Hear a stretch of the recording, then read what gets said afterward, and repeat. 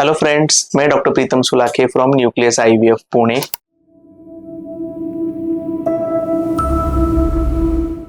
Sexual contact होने के बाद में इमीडिएटली मैं बाथरूम को चली गई या फिर मैंने यूरिन पास किया तो चलेगा क्या? अब ये क्वेश्चन मैं सोच रहा था कि पेशेंट के मन में क्यों आता रहेगा, तो इसका लॉजिकल रीजन ढूंढने के लिए मैंने बहुत ट्राई किया।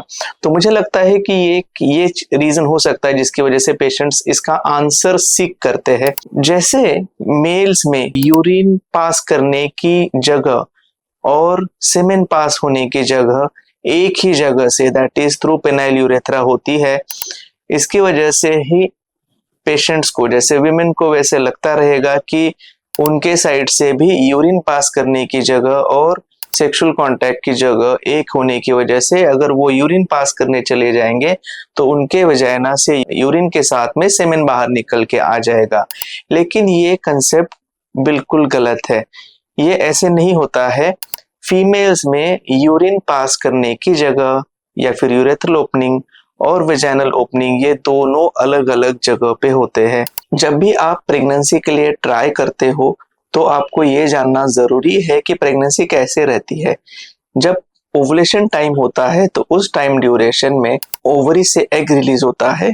वो जो एग रिलीज होता है वो हमारी फैलोपियन ट्यूब उसको पिक करती है, और उसी टाइम में जब सेक्सुअल कांटेक्ट आता है तो सेक्सुअल कांटेक्ट के दरमियान सेमेन, उसके साथ में जो अदर थिंग्स रहती है जैसे सेमिनल फ्लूइड हो गया, उसमें बैक्टीरियाज होते हैं, डेब्रीज होती है, अदर सेल्स होती है, ये सारी चीजें एक साथ वजाइना के ऊपरी छोर में डिपॉजिट हो जाती है। और जब आप सेक्सुअल कांटेक्ट रखते हो तो उस टाइम में आप 10-15 मिनट तक ही लेटे रहिए और उसके बाद आप यूरिन पास करने जा सकते हो।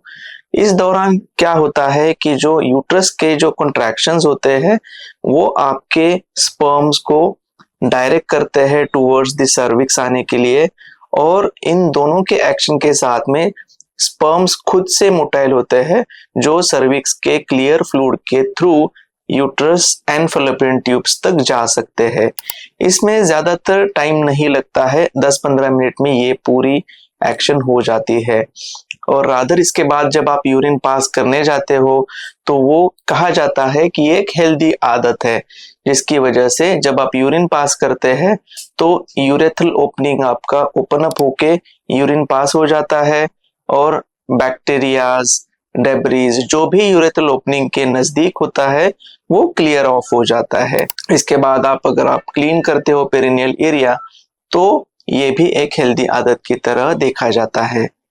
तो एट द एंड ये मैं आपसे कहना चाहूंगा कि सेक्सुअल कांटेक्ट के बाद यूरिन पास करने जाना एक हेल्दी आदत है एंड वो उसकी वजह से प्रेगनेंसी रहने में कोई दिक्कत नहीं होती। इस बारे में आपके कोई भी क्वेश्चंस हो तो आप हमारे कमेंट बॉक्स में कमेंट करके पूछ सकते हैं।